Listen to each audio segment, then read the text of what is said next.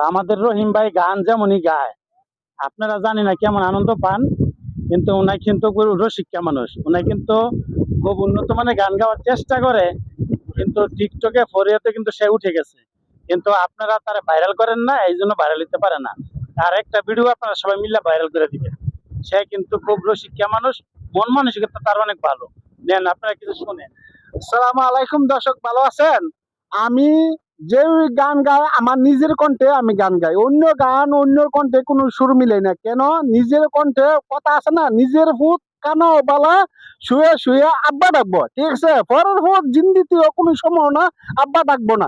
এখন যে ডিজিটালে যুগ আছে, নিজের ভূতে আব্বা ডাকতে শর্মা, পরের ভূত আব্বা ডাকবো দূরের কথা, বুঝছেন? এর জন্য আমি নিজে বালা কই খারাপ কই যেটা কই আমার নিজের কণ্ঠ আমি নিজেই মনে করেন গান গামু। ইনশাল্লাহ আপনারা দোয়া আমার প্রত্যেকটা ভিডিও ফরিয়তে আছে। আপনারা সাপোর্ট না করেন এতে কোনো সমস্যা নেই, টিকটক কোম্পানি আমার ভিডিও সাপোর্ট করছে, আলহামদুলিল্লাহ।